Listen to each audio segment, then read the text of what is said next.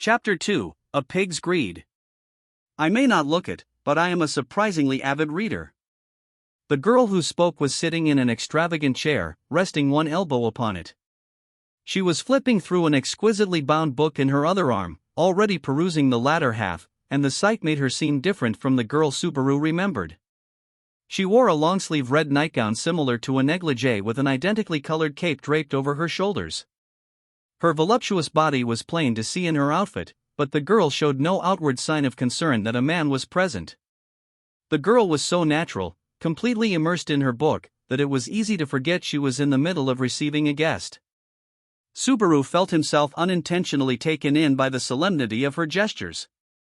Her graceful white fingertip traced the characters as her eyes passed over them.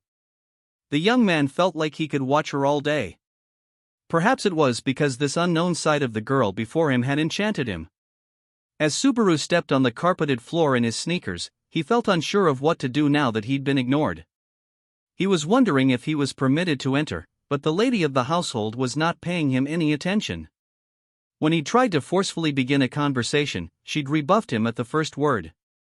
Surely she wasn't telling him to wait until she finished reading her book. That's excessive no matter how you cut it. Though he tried to deny his unease, seeing her leisurely turn the pages made that difficult. In point of fact, Subaru knew that the girl's personality was not incompatible with such irrationality. Her hair was orange, reminiscent of the sun, her eyes were crimson, like a fire that would scorch away everything it touched. She had glossy white skin and a striking feminine figure. The thick perfume wafting around her was like poison. It was difficult for the word beautiful to sufficiently capture the sight of her as she silently examined her book. How much favor must the heavens have shown her for her to be loved by all? Her name was Priscilla Burial. She was one of the candidates for the royal selection, as well as the next prospective cooperator Subaru sought an audience with.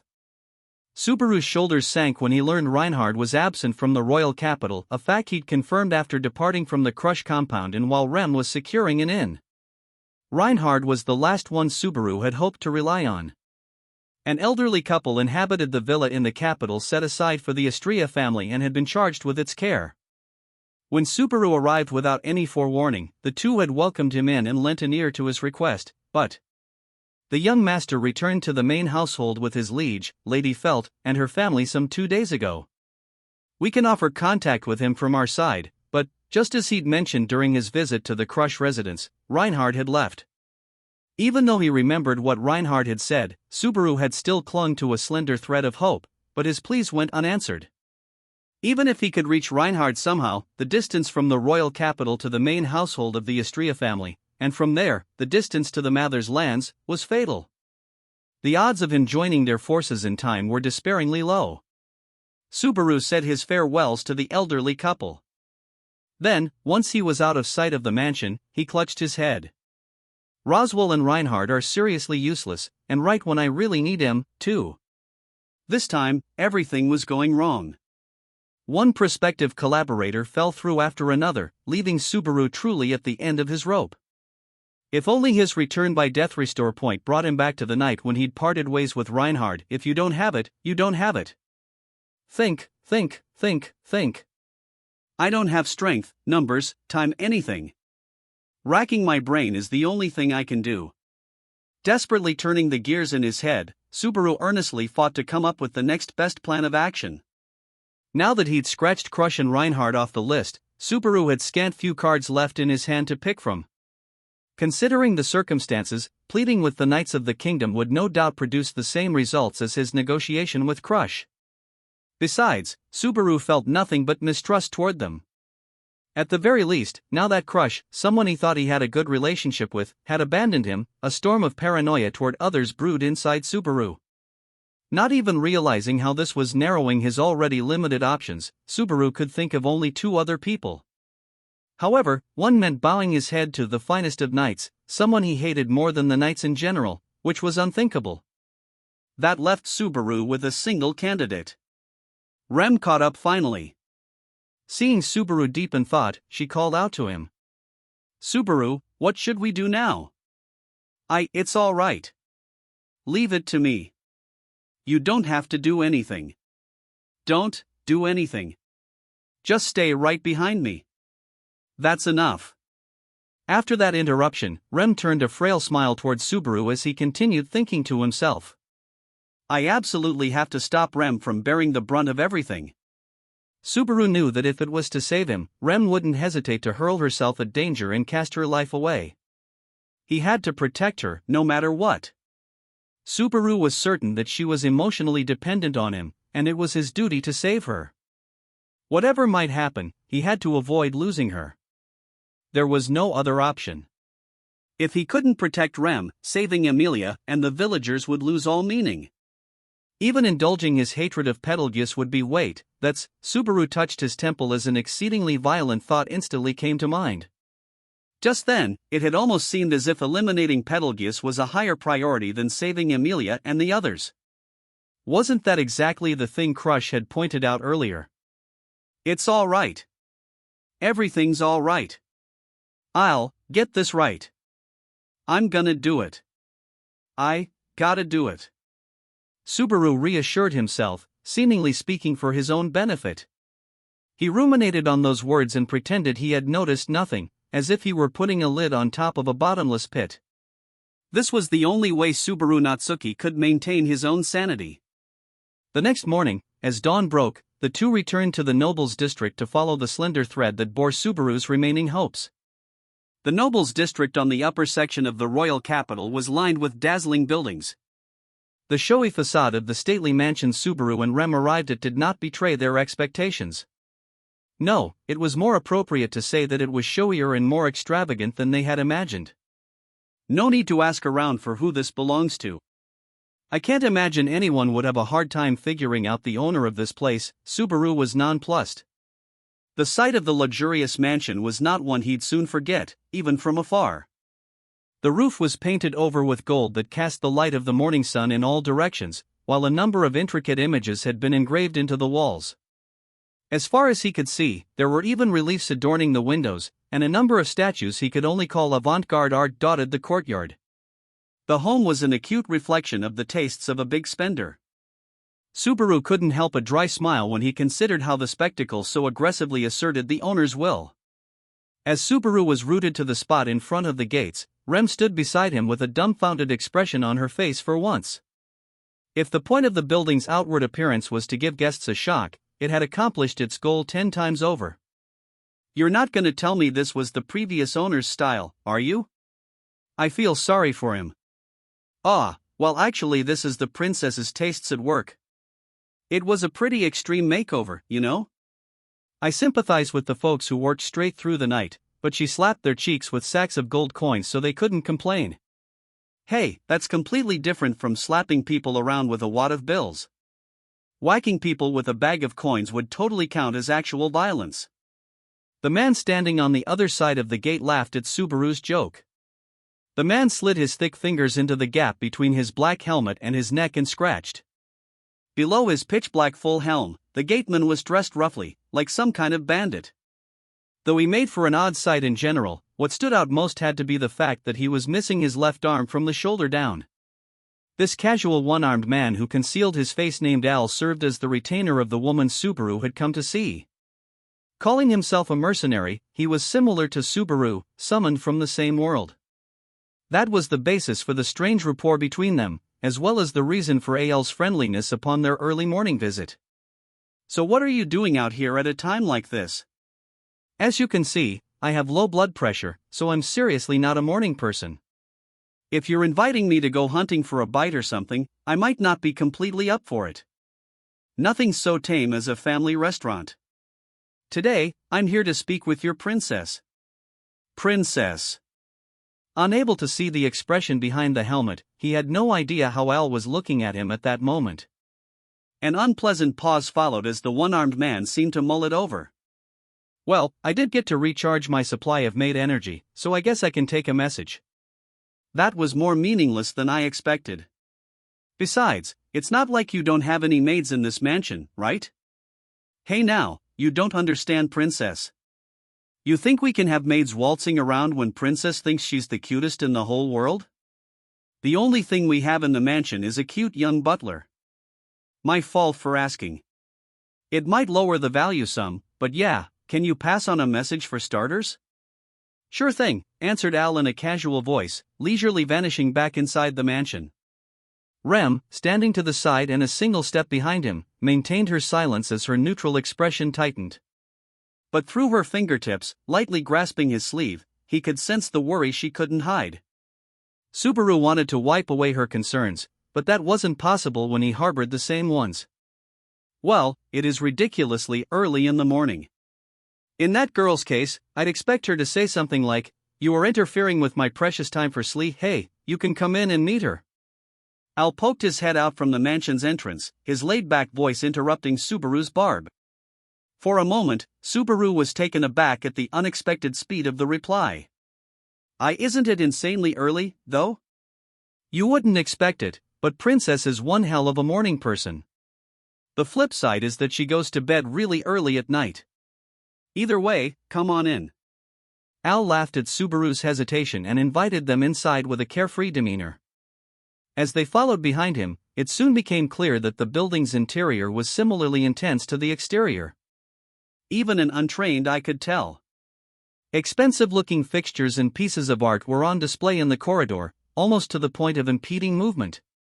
The apparently compulsive need to adorn even lamps and picture frames with gold felt like a form of insanity. I suppose it's all a little blinding at first, but you get used to it. It's not as bad in the morning like this, but the halls are seriously scary at night. I'm not a little kid, so you don't have to tell me the halls are scary at night. What kind of adult are you? The eyes of the statues glow. Your master's messed up in the head. When Subaru examined the statues lining the hallway more closely, he noticed they had something like gemstones embedded in their eye sockets. They probably would glow when it got dark. Both purchaser and designer had a screw loose. Rem followed behind both of them, and he could hear noises coming from her nose every so often. Rem had a keen sense of smell, and she'd apparently picked up some kind of unsavory scent, staring at the back of the iron helm as they walked along. The trek of the mismatched trio soon came to an end. Princess is in the top room up there. The whole floor's one really decked-out room. Sounds kinda like a hotel suite. Can we go in? Well, you can, bro. Ael's reply contained a clear implication when he approached the stairs and indicated the floor above with his thumb. At the unsettling undertone, Subaru shifted a guarded look his way. Hey now, I'm not saying it to be mean. Princess said she'd only meet with you. The young lady'll be escorted to the guest room. You think I'll just hand her over when you were talking about recharging your maid energy earlier? You got me there, but don't worry, I'll be waiting right here in front of Princess's room. It's a pity, but I'll leave escorting the young lady to my senior, Schult. Anticipating Subaru's concerns, Ael's voice suggested he was barely restraining his laughter when he snapped his fingers. Immediately, a young man with curly pink hair and red eyes appeared. The only words Subaru could think of to capture the youth's essence were pretty boy. His small frame was dressed in a butler's outfit, while his face showed a stern, fervent devotion to his duties, but somehow, he gave off the impression of a pervert. Take good care of our guest, now. Yes, leave it to me. When Al gave the youth a pat on the shoulder, the pretty boy butler offered a formal reply and proceeded to escort Remington instantly. She glanced back at Subaru, seemingly at a loss. Sorry. Wait up for me until we're finished talking. All the dangerous people in this mansion, helmet guy included, are gonna be on the top floor, so just relax and wait up. That's harsh, bro, making me out to be some suspicious guy. Though intruders do say that about me pretty often. Subaru ignored Ael's peevish reply and stroked Rem's head to put her at ease. Rem almost closed her eyes like she was ticklish, bowing her head as she resigned herself to the inevitable. Afterward, she gently drew close to him and whispered an additional word of caution. Understood, please be especially wary of that person. Rem's eyes looked at Al for only a single moment. Apparently, he'd really set off her alarms. Got it. Though Subaru truly wanted to believe in his amiable compatriot, Rem's appraisal of his trustworthiness was more natural. Considering the back and forth at the Crush residence, it was best to regard Priscilla's people as opponents as well. Subaru nodded and smiled. The pretty boy butler led Rem along, vanishing down a corridor. Phew. Not bad, bro. I see she's really sweet on you. If you're gonna do that, just do a proper whistle. Not that I can whistle with you. It wasn't as though the weather was cold enough that it physically prevented anyone from whistling. For the most part, Subaru had bitter memories of how he'd tried and failed to learn to whistle since way back. Ah, no can do. Lips aren't intact. I can't manage a real whistle. That's so. Sorry about that. The answer was heavier than Subaru had expected, so he abandoned any thought of pursuing the matter.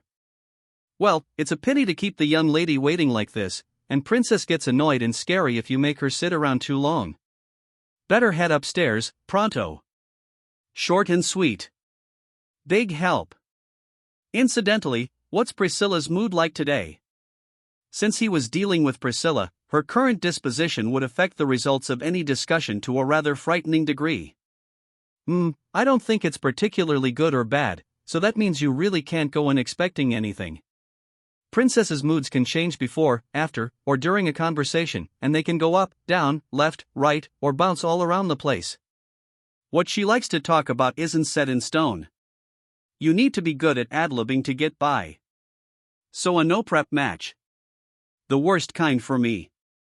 He climbed upstairs, slipped past a dancing hall, and came to a door, an exceedingly ornamented one. This is Princess's way too big private room. She never calls me inside, so I'll wait here while you go ahead. Ever relaxed, Al sat on the stairs leading up to the door. As he did so, he drew his curved broadsword from his back of the hip sheath and laid it over his lap. She's not in that bad a mood, is she?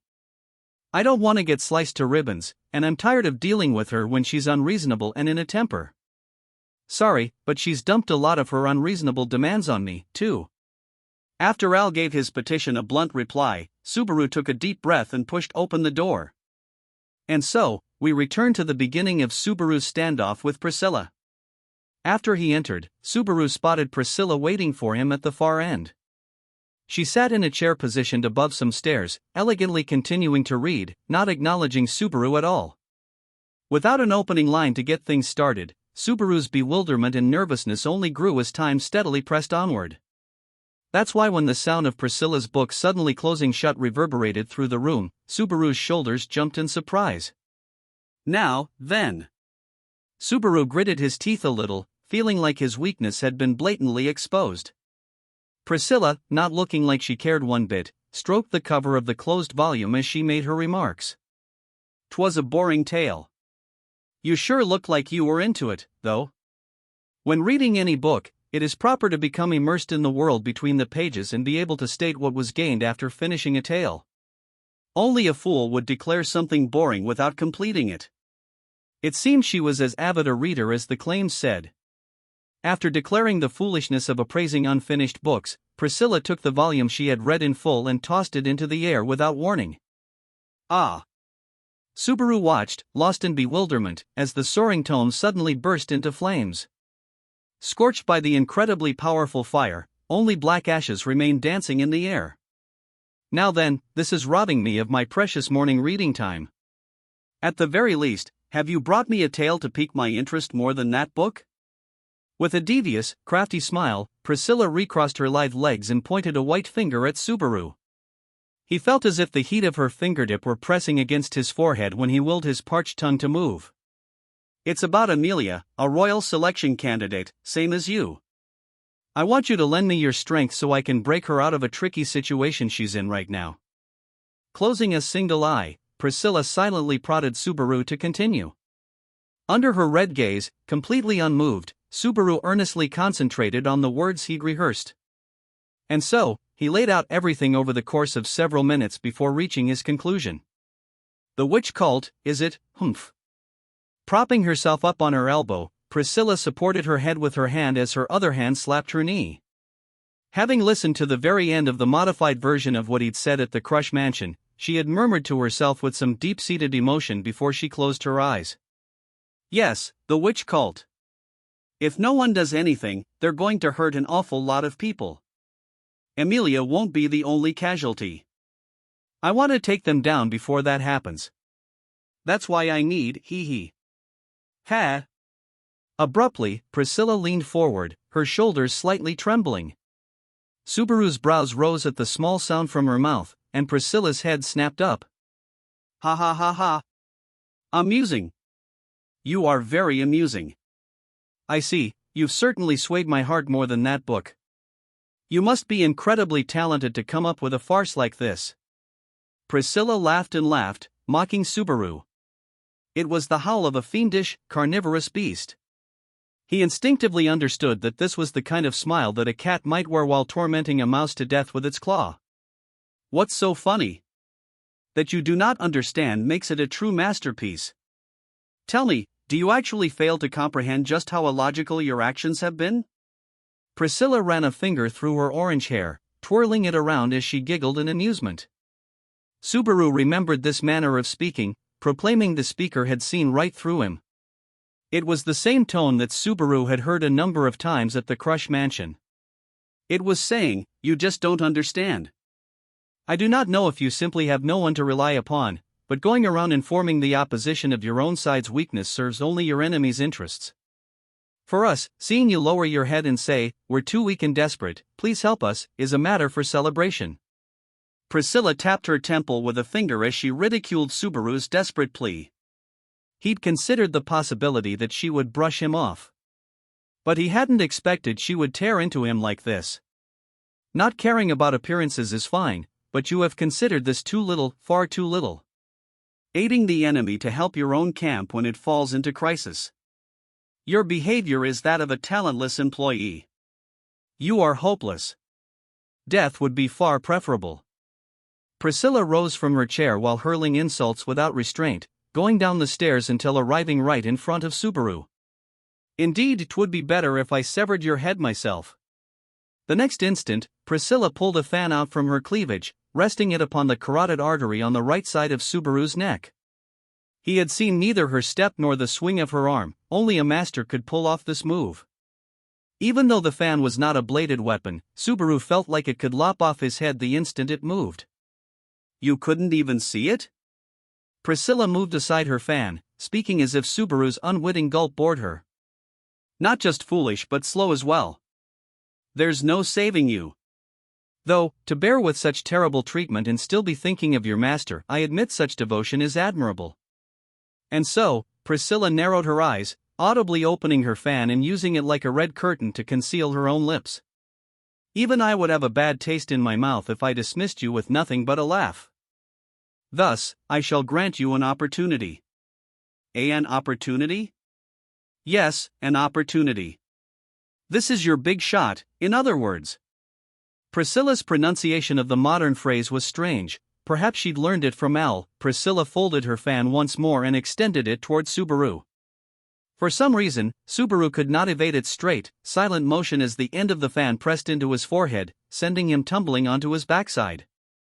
Then, lick it. Priscilla offered her bare foot before his eyes. Not understanding what she meant, Subaru felt his gaze wander between Priscilla's face and leg. With Subaru seemingly lost, Priscilla spoke to him gently, as if explaining for the benefit of a poor student or to torment her slave. Crawl across the floor, ruminate on your humiliation like a pathetic wild stray, and lick my foot like a babe suckling its mother's teat. If you can do this, I shall consider your proposal.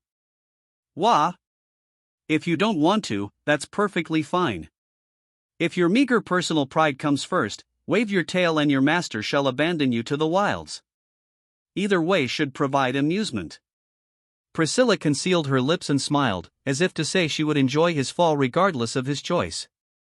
Subaru felt his guts boiling over in anger at the pure malice of Priscilla's behavior. But though he was on the brink of crying out something in a coarse voice guided by emotions, he restrained himself. If he gave in to his feelings and charged ahead, these negotiations, too, would end in failure. He looked between the foot still hanging before him and Priscilla's mocking smile. When he closed his eyes, he saw their faces one after another, Amelia, Ram, Beatrice, and the children and adults of the village. Little by little, he cooled the magma seething inside his belly. In anguish and consternation, he came to the conclusion that I got it. Enduring the humiliation, Subaru kneeled and took Priscilla's foot in his hand. When he thought of the agony-filled deaths Emilia and the villagers had to endure, how could the humiliation Subaru would taste in their place even compare? To avoid that hopeless future, to find the world he needed to reach, he didn't mind being a dog or worse. His trembling lips neared the top of her white foot, about to press against her fair skin when, it seems you truly aren't nothing but a very, very boring man. The kick, from right before his nose, sent Subaru flying, as if he weighed hardly anything. He flipped head over heels, losing track of which way was up. Subaru couldn't comprehend what had happened. An incredible blow slammed into his head and, after a few moments in the air, his entire body crashed into something. At that point, he stopped feeling anything.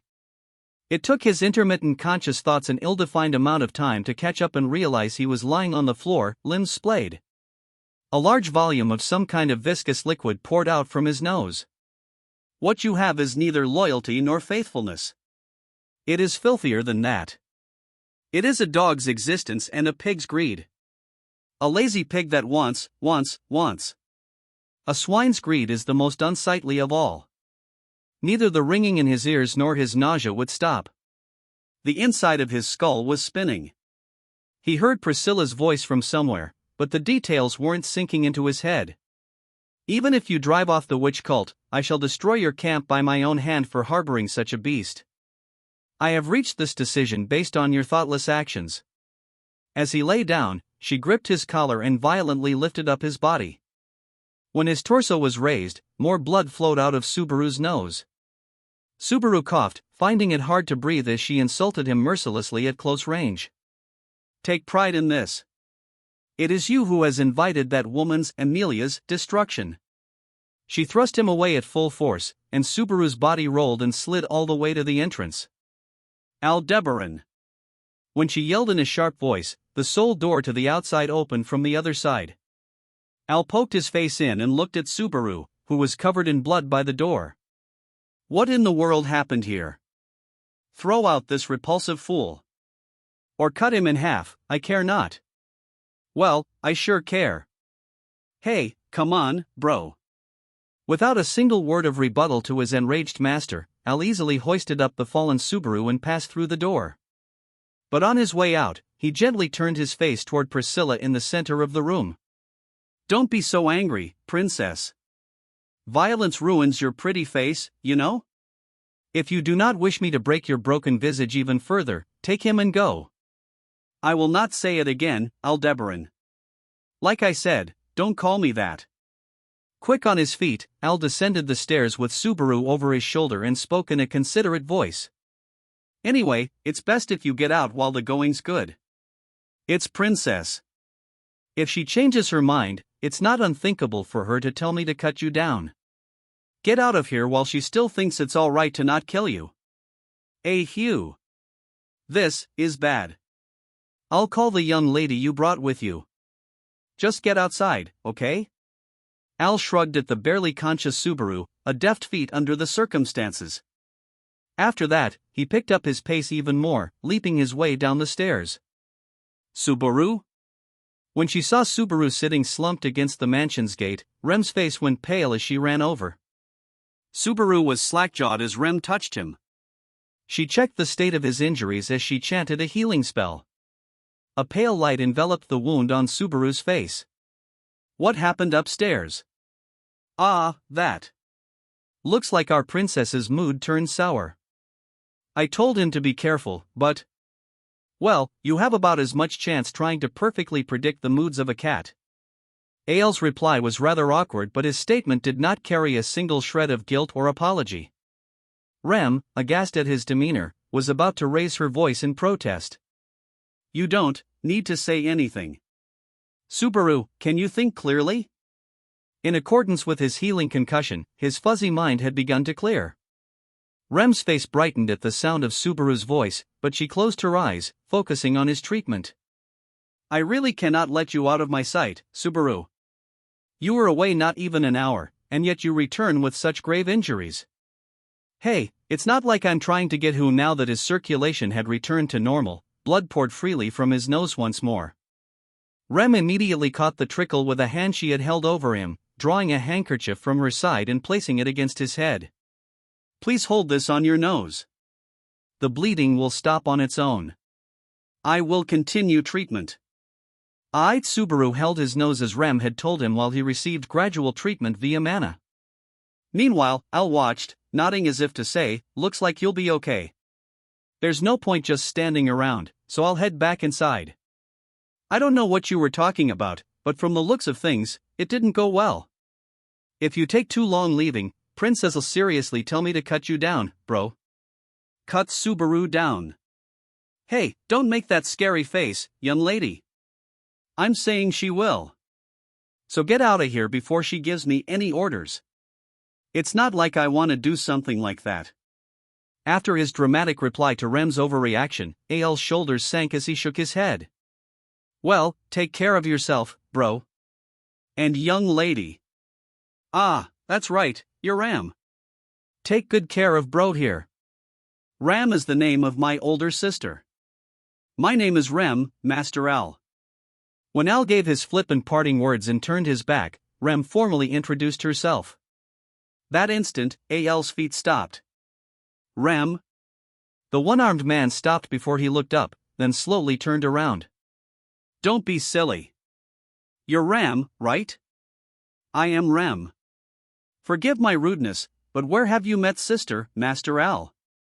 Rem explained how he'd mistaken her for her nearly identical older sister as she posed the question. However, Al made no reply. He raised up his one arm and touched his helm, busily poking the metal. What the hell's going on here? Al sounded nervous, seemingly unable to process the information. The increasingly rapid tapping offered further proof. So you're Rem, and your sister is Ram? Yes, that is correct. This might be a weird thing to ask, but is your older sister alive? I do not understand the meaning of your question. Sister is alive, as she should be. The instant Rem gave that answer, Subaru, who had been listening to the conversation in silence, felt goosebumps all over his flesh. This ain't funny. A low, cold voice accompanied by a grave echo reached his ears. Al was leaning forward, his hand over the forehead of his helm, murmuring as if wringing the words out of his throat. It was only then that Subaru understood that Al was the source of the dreadful chill he was feeling. An instinctive alarm went off, telling him that he could not stay here. Rem, sensing the same thing, gently pulled close to Subaru. She suspended the treatment, still bent over as she asked a question in an audibly guarded voice. Subaru. If I lend you my shoulder, can you stand? At those words, Subaru dipped his head in a nod, doing his best to match his movements to Rem's. Hey, relax. I'm not gonna do anything. With a shake of his head, Al reeled in his ghastly aura and acted like they were needlessly concerned. Subaru's shoulders subconsciously eased as the tension in the air dissipated. Even Rem's neutral expression softened as she, too, felt a sense of relief. Sorry to say this when the bad atmosphere just lightened up, but you'd better get going. Feels like I'm not in a great mood myself. Understood. Please tell her thank you for her time. Roger that. Take care, now. Concluding the proper social pleasantries with Al, Rem lent Subaru her shoulder. They walked off together, her petite frame supporting his weight as they put Burial Manor far behind them. They descended the hill, growing more and more distant from the mansion, as all the while Al continued to stare at their backs. You gotta be joking me. So that's what it was. Makes me wanna puke. Now that negotiations with Priscilla Burial had broken down, all paths were well and truly closed. My top priority was borrowing some muscle, but I guess I can't even manage that, huh? Battered by despair and powerlessness, Subaru held his nose as the words poured out. Priscilla had crushed him on that crucial day's morning, and already it was nearing noon. Only half a day remained until the time Subaru had set for them to depart from the royal capital. Time-wise, he had even less margin for error. Yet in spite of that, he couldn't claim it was one step forward, one step back. Every step had been backward. Setting that aside, that shitty, arrogant woman. She forgot all about the time I helped her. Subaru was referring to having helped Priscilla escape the ruffians who had been surrounding her when they'd first met. The corner of his lips warped, and his tongue twisted in disgust. The fact was, she'd behaved without the slightest shred of gratitude at the time, but even he hadn't expected her to be that heartless to someone desperately reaching out for aid. And then there was Al, so uncaring that he didn't say a single thing about his master's violent act. They might be from the same world, but the man was useless to him. Damn every last one of those bastards. They don't know a thing. They don't understand. It's not like they're protecting anyone, but they still get in my way. Subaru ground his molars in irritation. A cut on the edge of his lip dampened his tongue with blood, but the taste of iron didn't register, only that of anger and humiliation. Switch gears, switch gears.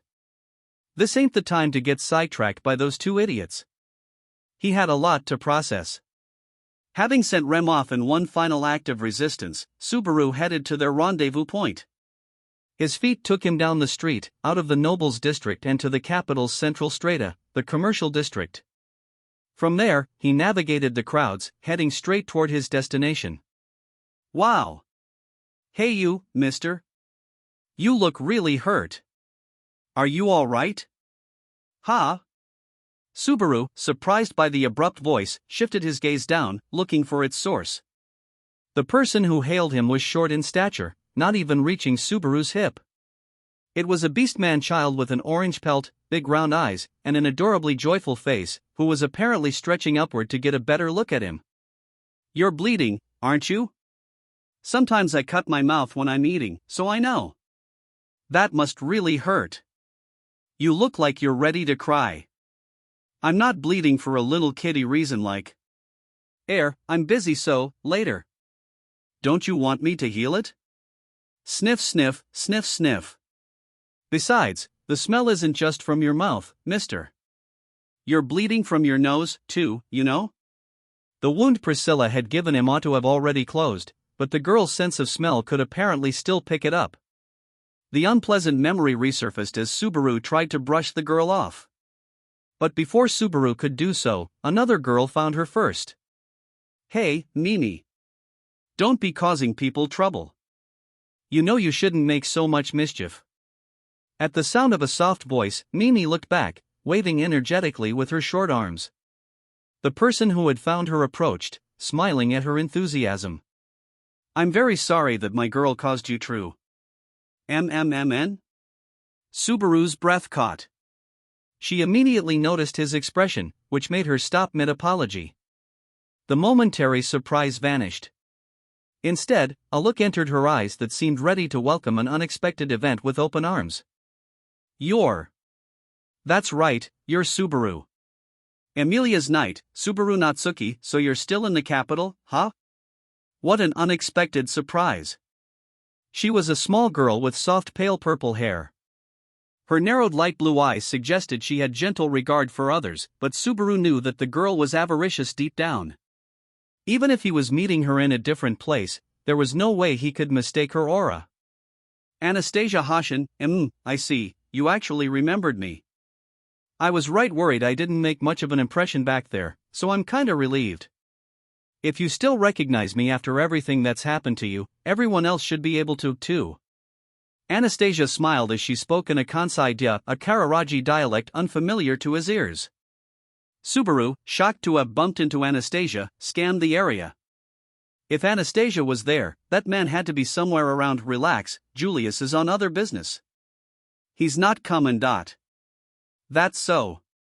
Subaru let his discomfort show in his reply once he realized that the reason for his unease was plain as day. Anastasia, putting a hand to her mouth in amusement, seemed to be under the impression he held little love for servant or master. Subaru couldn't bring himself to think of the unexpected encounter as a golden opportunity. In the first place, there was Julius. Given the antagonism between them at the parade grounds, Subaru assumed joining forces with the Anastasia camp was utterly impossible. Well, you seem to be mostly healed up. I was just a teensy bit worried. Thanks. You seem in pretty good health, yourself. I'm muddlin' through, I suppose. Yeah. Muddlin' through. The Western-sounding reply to Subaru's sarcasm made the kitten laugh with amusement. Apparently, she was called Mimi, and she was accompanying Anastasia. Should one of the big players in the royal selection be walking around without an escort these days? I am trying to travel incognito, after all. Is it not working? Anastasia looked around before showing off her outfit that she had created with the attire of local city girls in mind. Her clothes certainly fit in, but her trademark white fox muffler and huge purse didn't make for a convincing disguise. Apparently, Anastasia gathered as much from Subaru's look of disbelief and laughed. Well, how do you hide charm like mine? Besides, if anything happens, I have my very reliable, hard-working deputy captain, so no worries. Reliable, deputy captain. Anastasia stuck out her rather flat chest in pride as she spoke, but when he saw that she meant Mimi, Subaru adopted a dubious expression. Mimi, who was shooting the breeze at the different stalls, didn't look the part at all. I see you don't believe me, but it's true.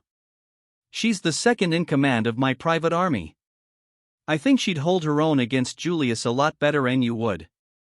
Ah, did I make you mad? Sorry, my apologies. You just look like a fun person to tease. So, oops? Oops my ass.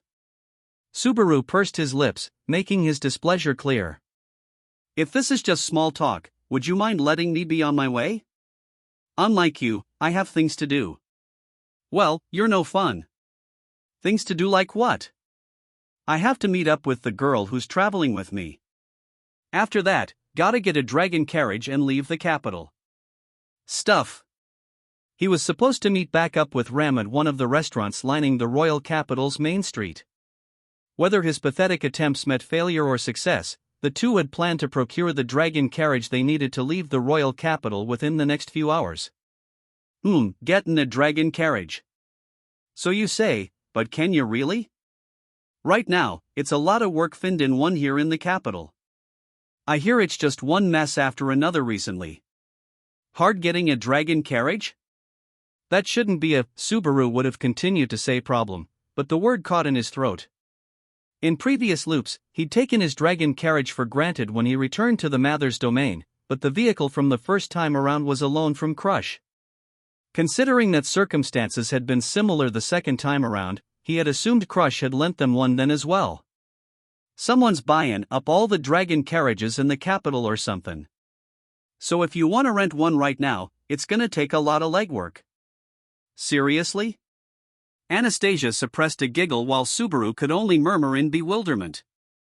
She had no reason to lie. That would be an obstacle to even exiting the capital. Subaru clutched his head, almost unable to believe the difficulties besetting him. Miss, you shouldn't tease people. Nini tugged on Anastasia's sleeve at the sight of Subaru bent over. Dragon carriages, you mean those lizard thingies? You can just lend him one, can't you, miss? Wait, you have a dragon carriage I can borrow? I'm company president, so a dragon carriage or two is no big deal, see? But it seems you don't want to talk with me very much, Natsuki. Ugh, sorry for how I behaved earlier. When she pointed out how Subaru had tried to cut off their conversation, he replied with an awkward expression. Anastasia put a hand to her mouth and giggled when she saw it. It's fine. I forgive ya. In exchange, would you stick with me for another chat? It's very important to maintain smooth relationships with others. How about the shop where you're meeting the girl? Subaru couldn't summon the words to refuse the adorable merchant's smile. It's still a bit early for lunch, but it ain't good to sit down without ordering that. Anastasia said this as she returned from the counter carrying a light meal, vegetables and meat sandwiched between two pieces of bread, kind of like an elongated hamburger. Nini took it from Anastasia and happily buried her face in it. It was a casual eatery along Main Street, right in front of the main gate of the royal capital. This gate had the most traffic in the entire city, where people ceaselessly entered and exited. The shop was packed. Subaru and the others had taken the last open seats. Natsuki, you should eat all you want. Since you were planning to meet that girl here, you must have meant to eat, right? I feel kinda bad making you treat me to lunch when I'm asking you for a favor. If I really want to eat something, I'll take my meal with my friend later. Anna. Air. There were many people around, but the establishment wasn't very large. He hesitated to call Anastasia by name in such cramped quarters. I don't really mind much, but if you're having trouble using my name, you could call me young lady? It'd be even harder to say that. Anyway, about the dragon carriage. Cuttin' right to the chase, You won't please your business partner if you prioritize only what you want. The core of negotiation is how much you can please the other party. You're not too good at that, Natsuki. Chiding Subaru for being in such a hurry, Anastasia bit into her meal of vegetables and meat. The way she licked the sauce was charming somehow. Though she differed from Crush and Priscilla, Anastasia similarly possessed a unique charisma in each and every gesture that was nothing like ordinary people. Perhaps he ought to say that all the royal candidates had a special essence. It's a little awkward if you stare at me while I'm eatin'. I wasn't raised with very good manners, why see? Am I doing something strange? I haven't been educated in high culture enough to judge something like that. I don't think it's weird at all. You just don't, often see a woman opening her mouth wide like that. Are you trying to get into my good graces? If so, you gotta do way better than that. Anastasia snickered as she criticized Subaru's clumsy approach. Her heartless appraisal had quickly brought Subaru to his knees. I'm not kidding around here. I'm really in a bind, that's why I want to get to the point. If you want to appeal to my sympathy, that's the worst plan possible when you're dealing with a girl like me. But I applaud you for trying. You need a dragon carriage, right? Anastasia spoke while pulling a pen out of a pocket. From there, she spread open the paper wrapped around the pen, quickly jotted something down, and neatly folded the sheet. I've written down the location of a shop that should still have a dragon carriage and added my signature. This is all you need to accomplish your goal, Natsuki. Well, no need to act all high and mighty about it. I sure will. It's no fun if I just hand it over for free, is it? Speaking softly, Anastasia put the folded piece of paper down on the table. She gently rested her palm over it, hiding it from view, and grinned at Subaru when he winced. The smile on her face looked different from the ones he had seen on her before. Don't tense up your shoulders like that, it'll be fine. I just want you to stick with me for a little chat. It's sad when you can't talk about anything except what you really need to. I don't think I'm being too greedy for wanting to shoot the breeze with you till that girl of yours shows up. Why? This is a lot of trouble just for some small talk with a guy like me. Not like you're gonna get anything out of it. I don't think there's a single thing in this world that's meaningless. You never know who might end up giving you insight. And out of everyone, I feel like you might have something special for me, Natsuki. I'm not really grateful if that's the impression you got from me at the Royal Selection Assembly. It's not like I've met you anywhere else, Natsuki. Subaru's desperate attempt at sarcasm was sliced down and cast aside by a sound argument. After evaluating Anastasia's request in goal, Subaru immediately resigned himself to his fate. Just to be clear, we're only going to talk until Rem gets here. And then I'll have you hand over that paper. I certainly lie and deceive people, but I assure you this is true. I can put that in writing if you'd like. You didn't even blink when you said that.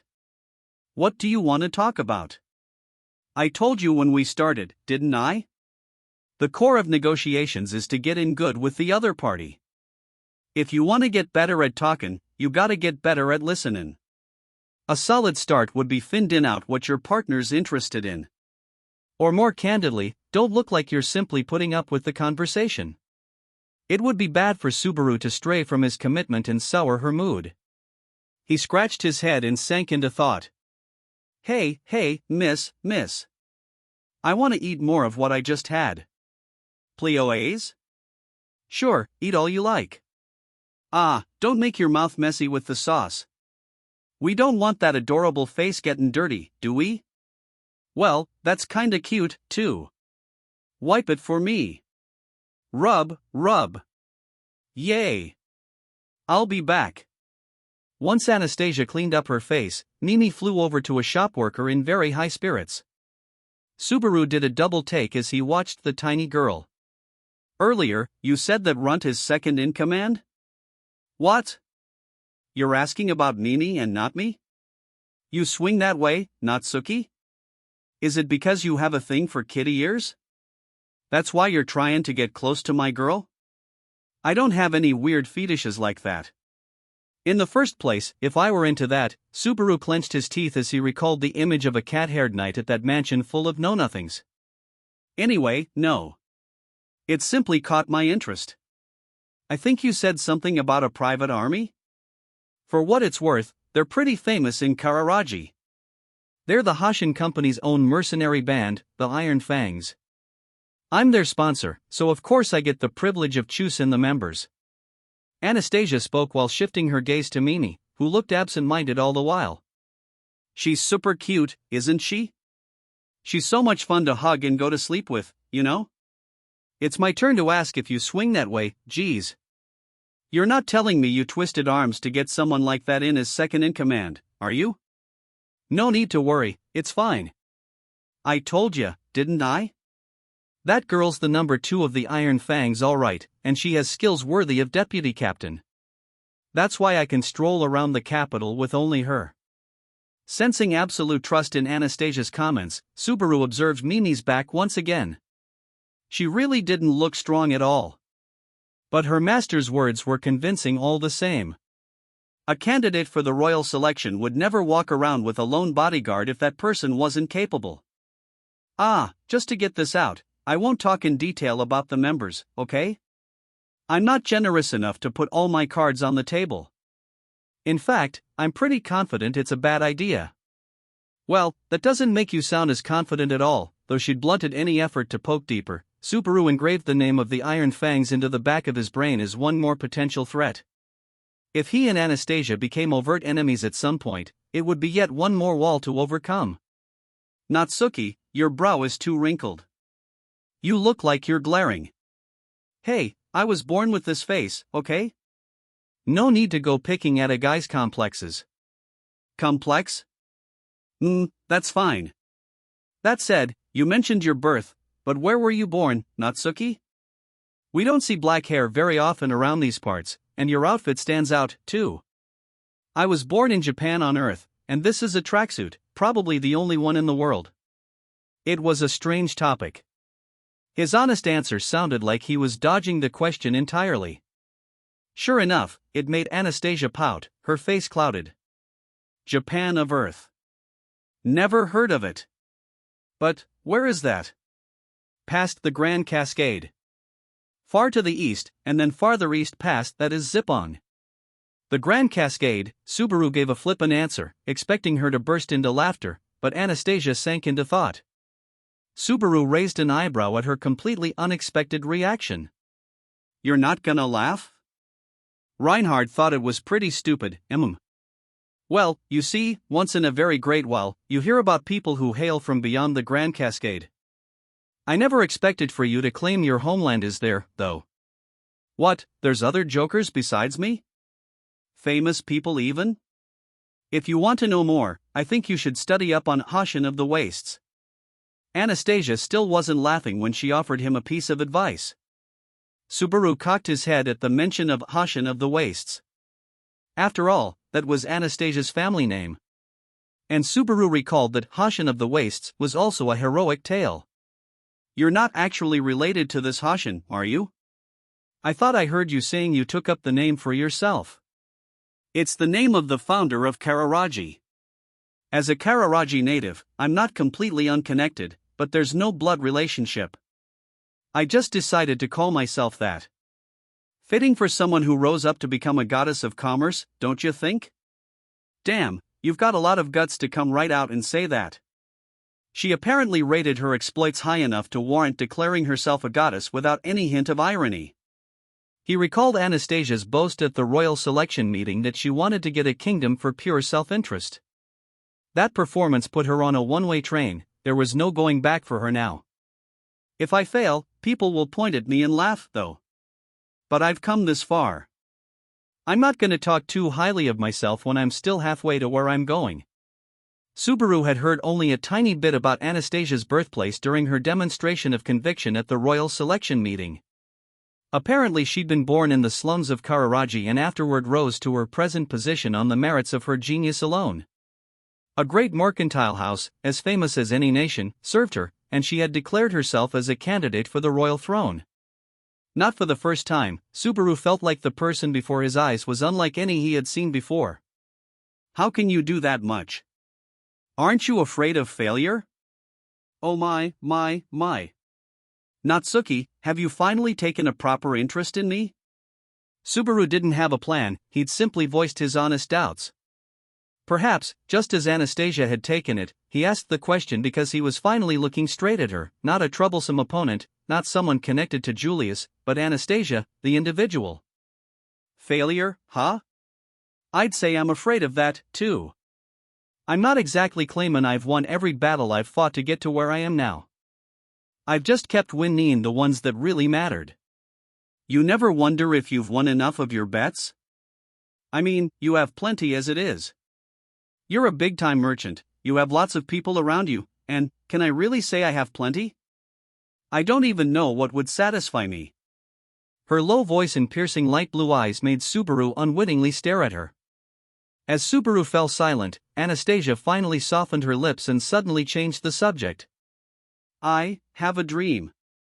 Subaru said nothing as she tapped a finger against the counter, ignoring him. I've carried the dream with me since my time in the slums, never knowing what the next day would bring, trying my hardest to live. I want everything I can get my hands on.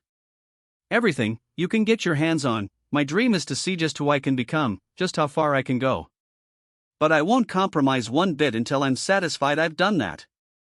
As long as I live, everything I can reach and take hold of will be mine. Will I die penniless? Or will I die fulfilled by the innumerable possessions around me? My life is one big contest until I get one result or the other. Subaru was overwhelmed.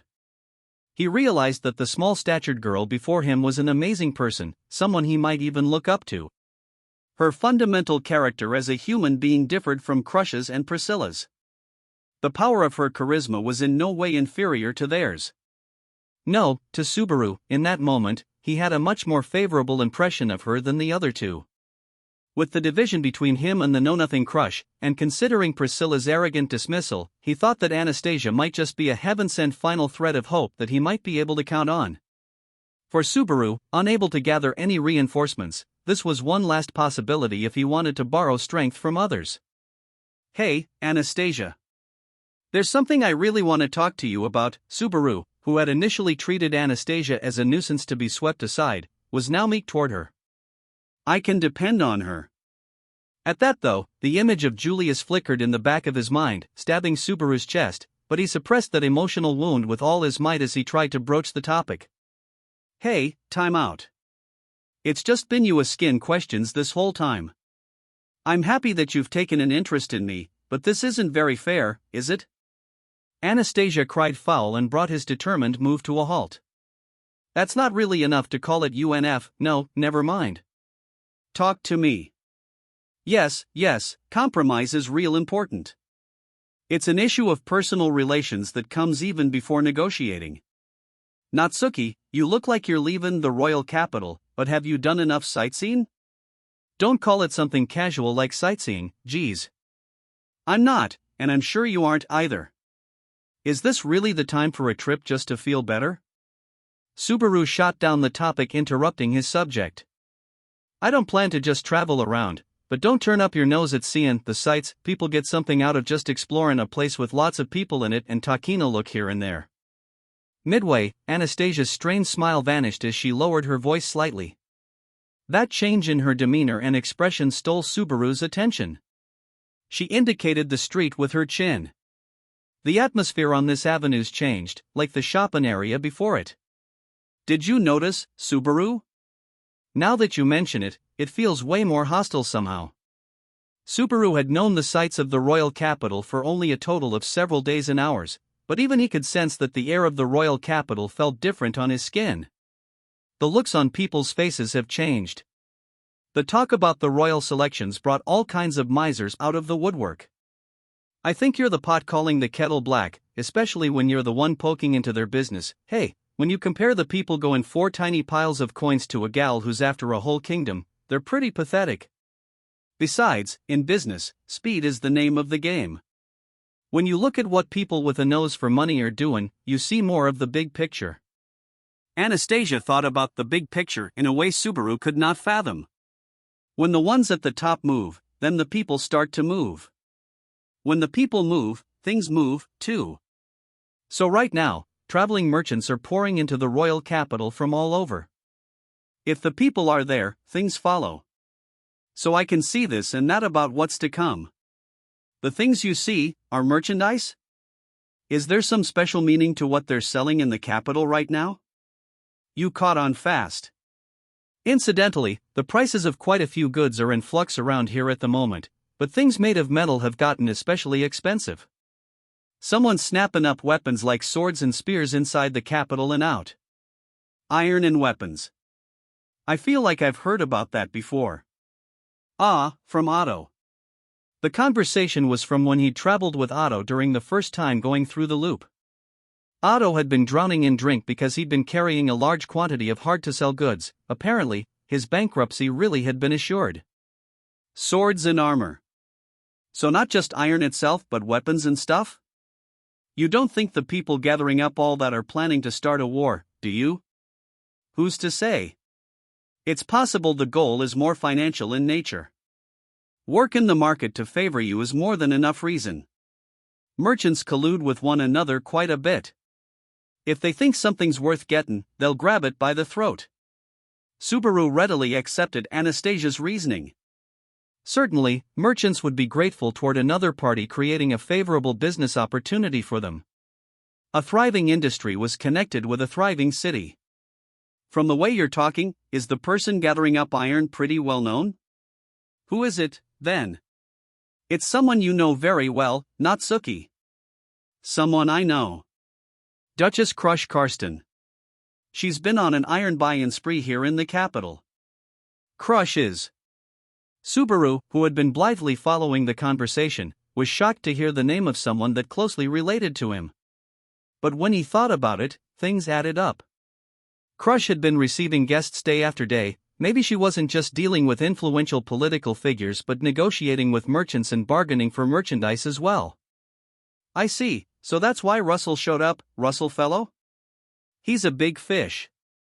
Quite naturally, Anastasia instantly recognized Russell's name. And thanks to Anastasia's information, scattered pieces of the puzzle were connecting inside Subaru. So all those people heading in and out, putting cargo in the courtyard even in the middle of the night, that was all a strategy to get merchants on her side? He remembered that on the night he'd exchanged wineglasses with Crush, servants were busily working all around the place.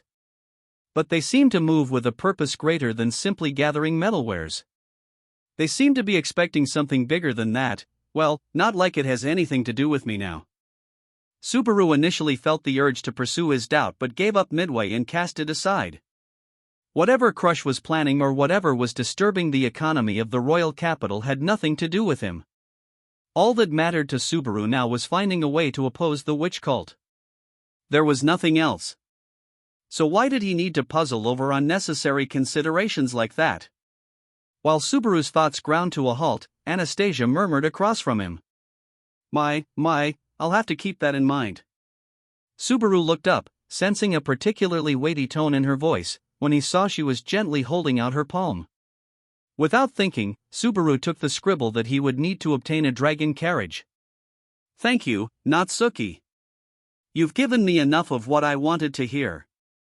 The scribble and Anastasia's smile told Subaru that the conversation was over. But Rem still hadn't arrived at the establishment. And yet, she'd used the word enough. When Subaru's thoughts reached that point, he realized, far too late, that something wasn't right. Was this a coincidence? Well, Natsuki, what do you think? While Subaru gritted his teeth, Anastasia addressed him casually. Her light blue eyes seemed to see right through Subaru, as if they would never let the change in his expression slip past her. Just like a con artist watching someone who'd completely fallen for her act. So you set up that whole little chance meeting in the street just to ask me about this. You got into a tiff with Crush last night and went your separate ways, didn't ya? I figured you'd be easier to read now, in all kinds of ways. Your words, your eyes, and your expressions. She'd tricked him. It made Subaru's blood boil, and his throat tightened. How can you be so satisfied with yourself? Ambushing people like this. It pains my heart, too. But it's hard to smile and trade info smoothly with our relationship. It's natural to want some insurance when you're doing business with someone you don't trust. The way she looked straight at him and pegged him as untrustworthy needled his heart. Putting a hand on his chest, Subaru glared at Anastasia with resentment. So you misjudged me just because you don't like me, too, misjudged. I'm saying you're distracted by the stupid stuff right in front of you and missing what's important. Even though you'll regret your mistakes and missing the right path later. I wonder just what is right and what is mistaken here. Well, everyone's got their own opinions, but I'll give you mine. Anastasia cocked her head slightly while Subaru ground his teeth, her charming smile never faltering. If you want people to believe your path is just, you have to show them something concrete that backs up your claim. I don't see that in you, Natsuki. I can't help but value you less. For the lack of it. Your worth is decided by what you've done. In other words, your past. No matter what you do, you can't change the past.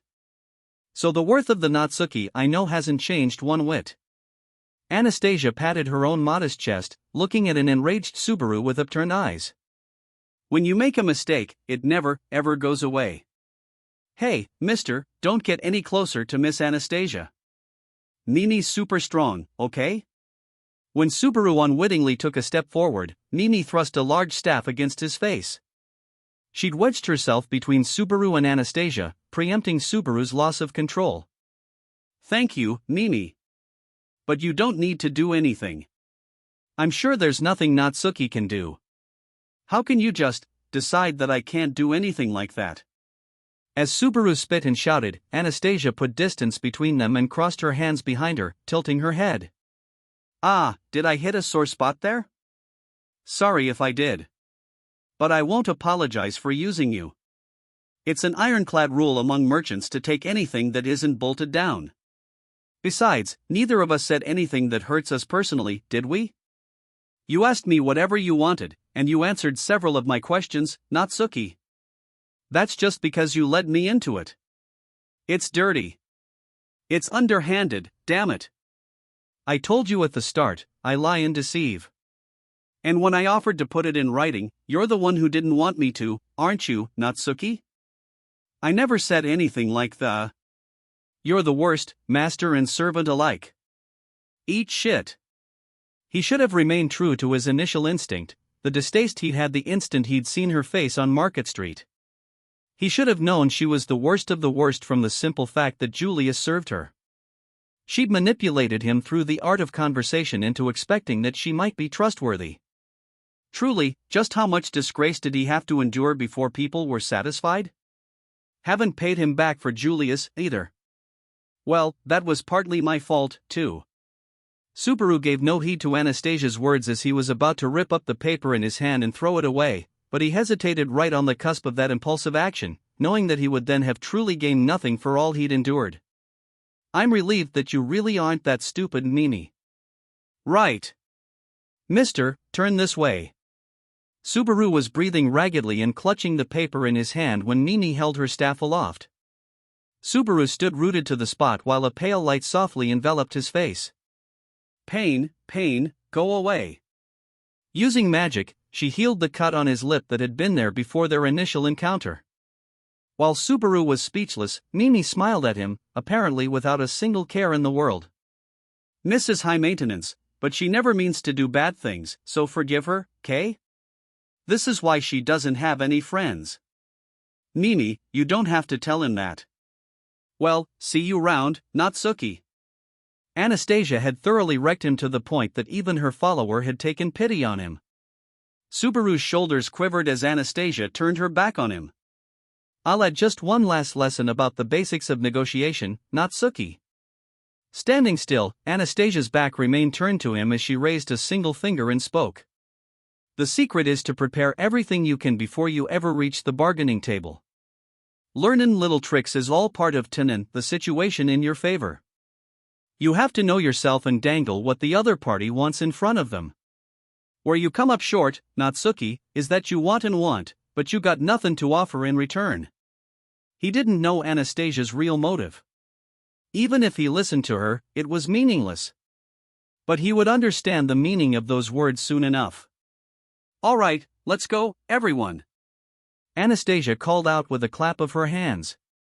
Subaru raised his eyebrows at her gesture when the customers in the place rose from their seats all at once. Together, every last customer in the packed-to-the-brim establishment followed Anastasia out. Every single person in the group was wearing a hood, concealing their true identity. However, when he looked more deeply, there were unnatural bulges under their hoods. From this, Subaru deduced they likely concealed animal ears. Clear as a bell, the name of Anastasia's private army leaped out from the back of his mind, the Iron Fangs. "What, you were all here? Ah, mister, see you later."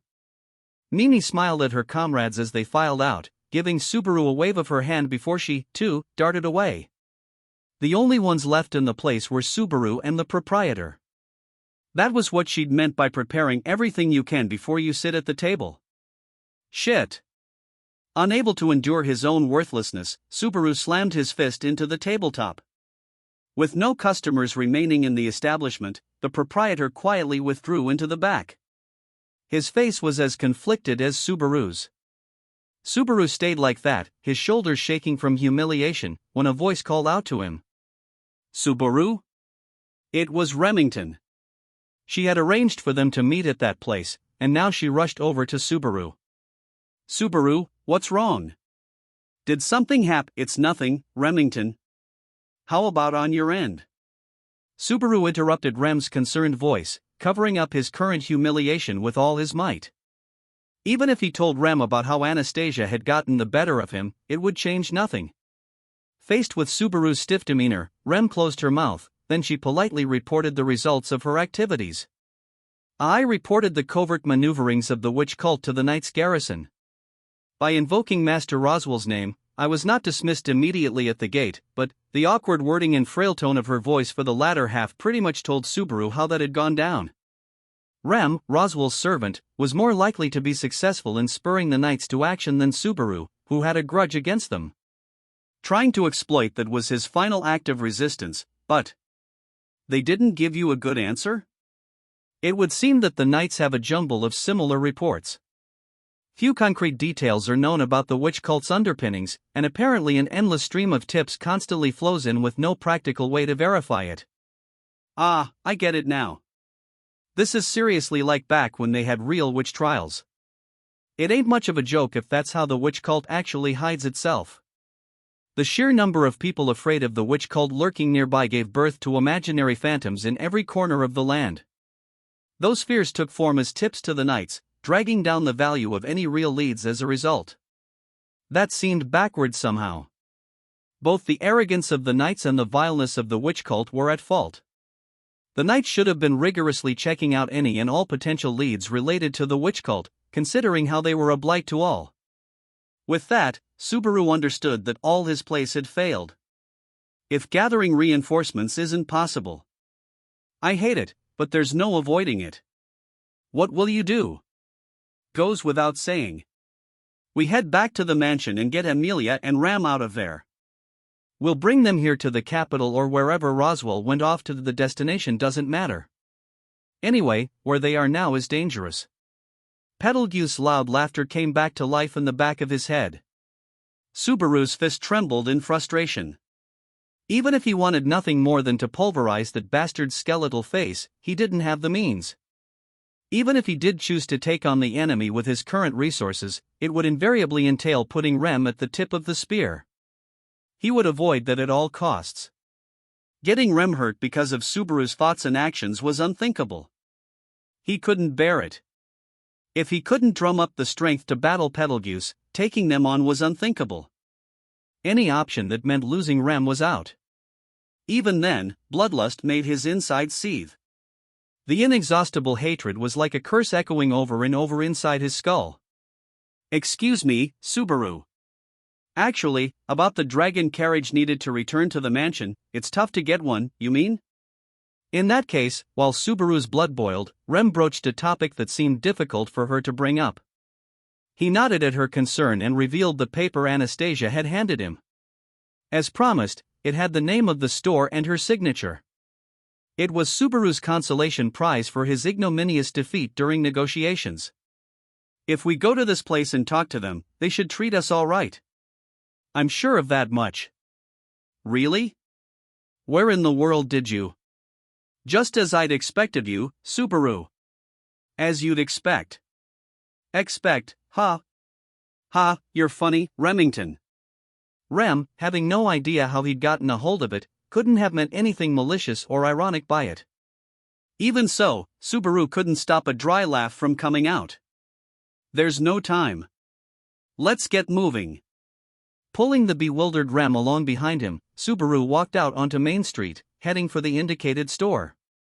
Annoyed by the jarring, disorganized noises, he clicked his tongue as he walked along. If we can get out of the capital within half a day, we can be back to the mansion by the third day. If we do that, we should have time to rescue Amelia and them. Subaru had gone over his memories of the first time around again and again to make sure of that. The reason he couldn't state it with absolute certainty was because he couldn't rely on his memories from the second time around. Subaru Natsuki had frittered away the time that would have allowed him to compare and be on surer footing. The second time. Shit. How many days was I not in my right mind? He scratched at his head, berating his useless memories and his useless self as he continued to walk. Behind Subaru, Rem, whose strides were a different length from Subaru's, worked earnestly to match her speed to his.